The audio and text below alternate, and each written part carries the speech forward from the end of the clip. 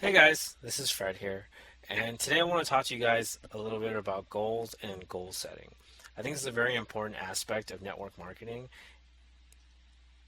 and I just want to make sure that you guys understand how we do goals. Okay, so let's start out with a good quote. Okay, this is one of my favorite quotes. Success is the sum of small efforts repeated day in and day out. So let's get started.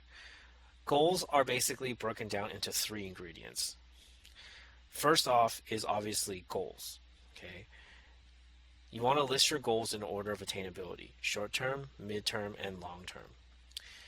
Next is you want to determine the income necessary to support your lifestyle and what it takes to reach those goals. Okay, you need to come up with a number to reach what it takes to reach those goals because you want to make sure that you start by making your target precise and accurate.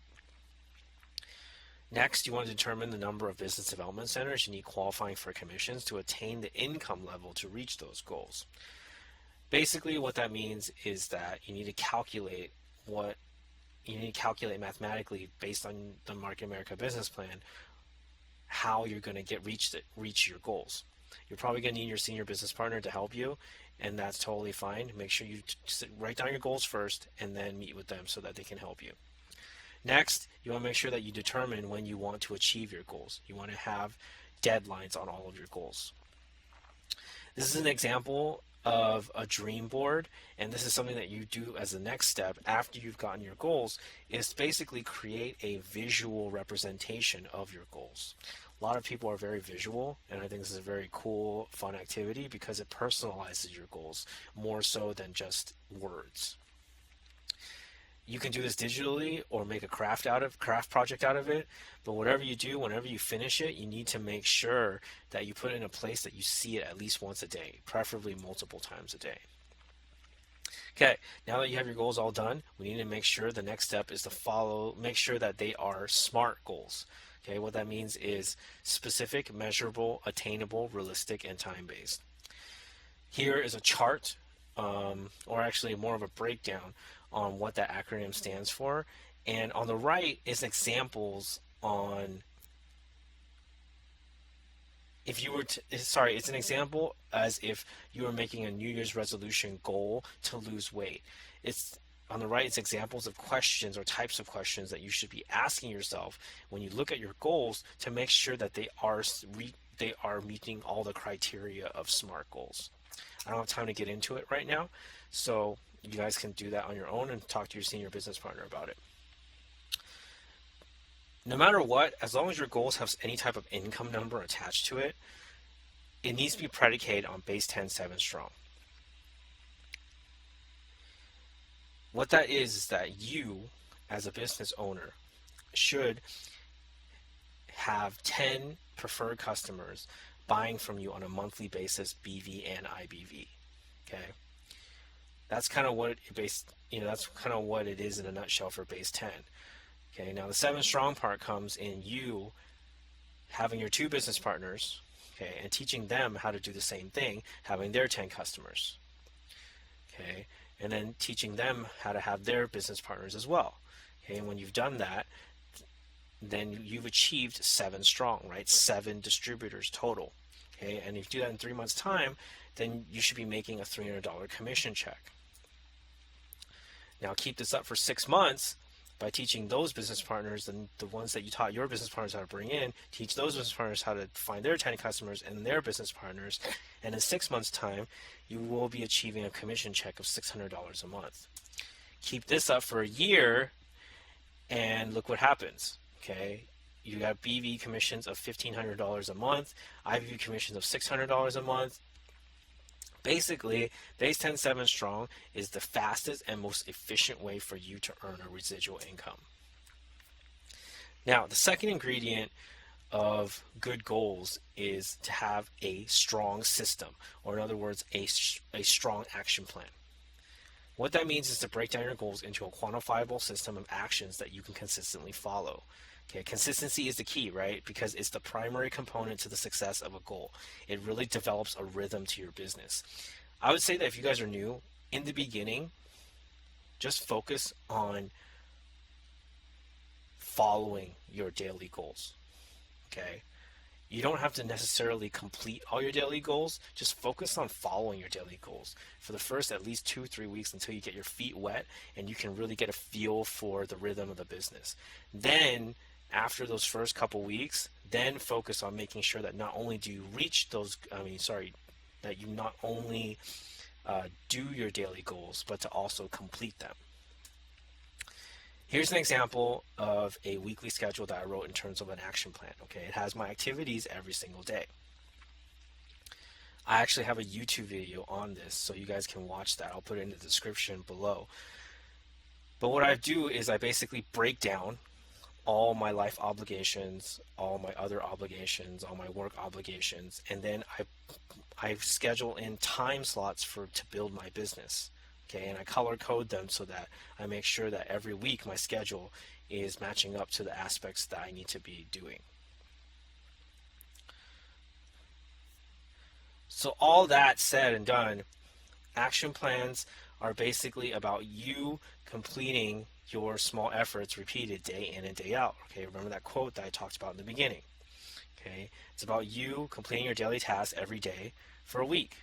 Then you've reached your weekly tasks. Okay, then your weekly goal is to do that week in and week out so that you hit your monthly objective. Okay, then so on and so forth, and pretty soon you've developed an action plan that you've completed for 2 to 3 years. Okay, and if you set your goal, if your annual goal is a 6-figure residual income, and you set enough action plan steps and action plan items to align with that goal, then following that action plan day in and day out is all you need to do to reach your 6-figure residual income. Third ingredient is focus. Okay, now that you have your goals, you develop your action plan. Okay, the next step is to focus. Focus meaning determining what you're willing to sacrifice. Okay, there's 3 types of obstacles that every business partner is going to run into: emotional obstacles, scheduling obstacles, and financial obstacles. Okay, those 3 things, you have to be prepared to overcome those obstacles if you're going to succeed in this business. Because if you let those obstacles get in the way of you succeeding, it's just going to push your success further and further out every time you stop to attend to those obstacles. Which leads me to my next quote, another one of my favorites. Entrepreneurship is living a few years of your life like most people won't, so that you can spend the rest of your life like most people can't. Okay, what it's saying is that sacrificing a few years of your life is just a small fraction to enjoy the luxury of living out the rest of your life, so that you can have the time freedom and financial freedom that you originally set out for.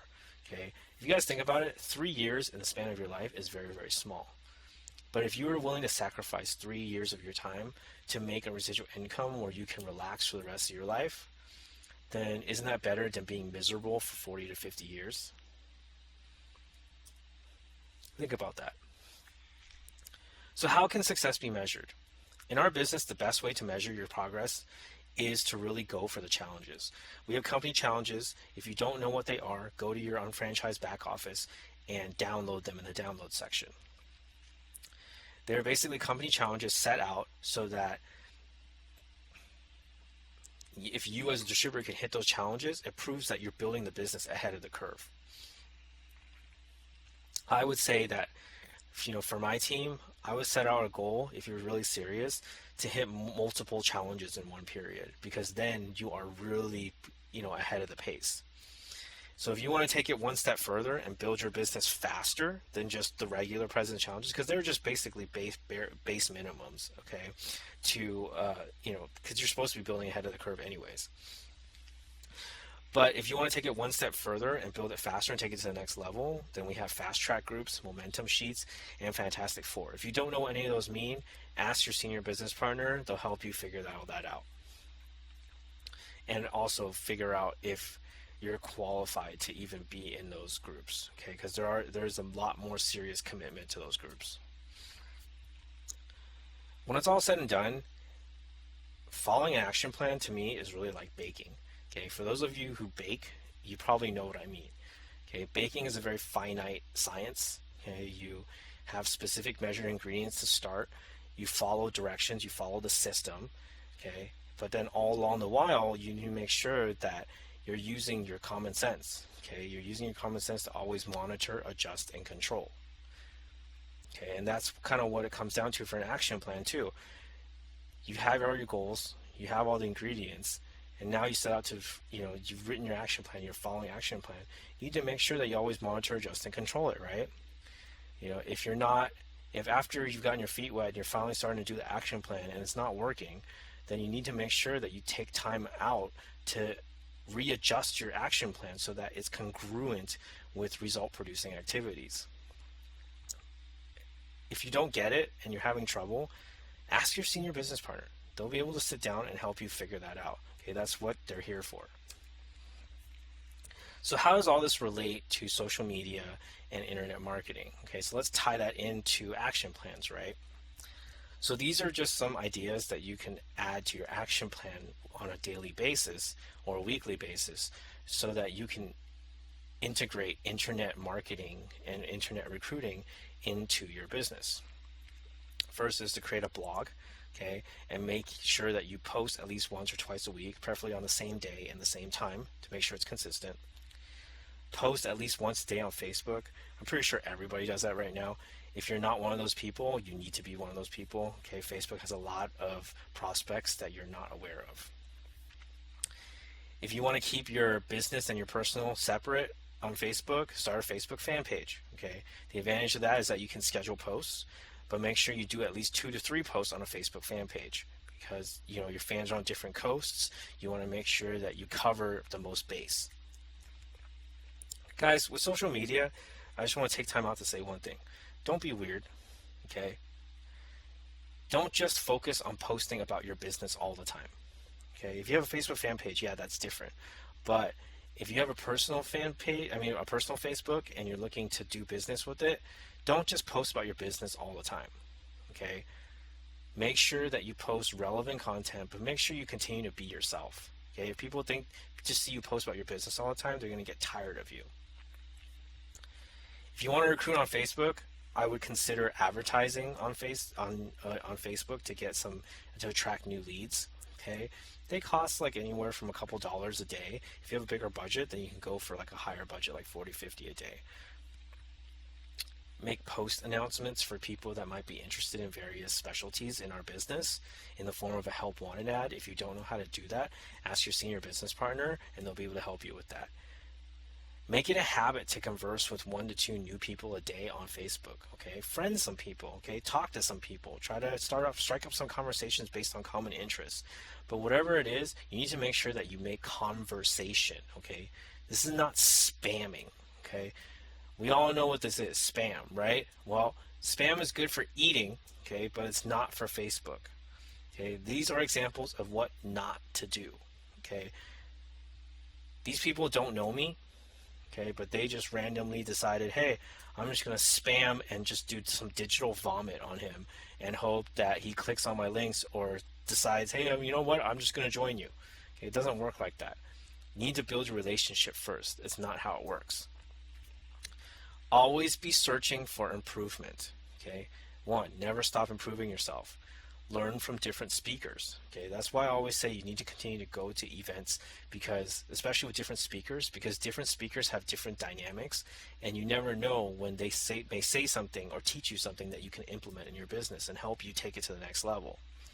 Learn outside of Market America. Okay, read books, listen to audios, read articles. They don't all have to be related to Market America. They can be related to entrepreneurship, leadership, whatever it is. Extract knowledge from outside sources and bring that back in to tie it into your business. Find people around you that are successful and learn from them. Learn how they inspire others to act. Learn how they learn to improve themselves. Better yet, learn how to be infectious like them because successful people are very influential. You want that influential X factor. Why is it important to sharpen your skills? Well, this is why. Michael Phelps in the 2008 Summer Olympics, he won by 1/100th of a second. Okay, 1/100th of a second separated gold medal and silver medal. And that's kind of what it is. You know, if you don't improve yourself, then you never know when just doing that a little bit more could have made you great instead of good. Which leads me to my next point is that it's almost like it's like boiling water. Okay, everyone knows that boiling water happens at 212 degrees. But if the temperature is not 212 degrees, if it's 211, it's not going to boil.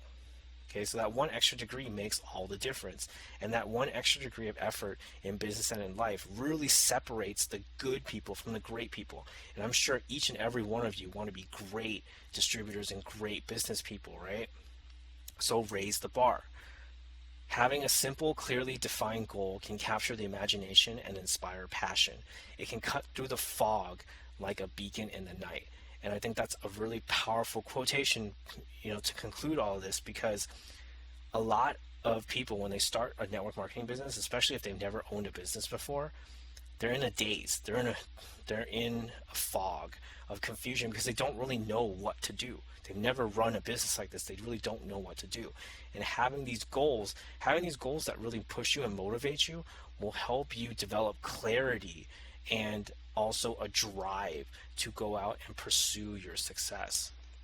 So I really hope that was helpful for you guys. And if you guys have any questions, feel free to email me, and my email will be in the description. And I'll see you guys later. All right.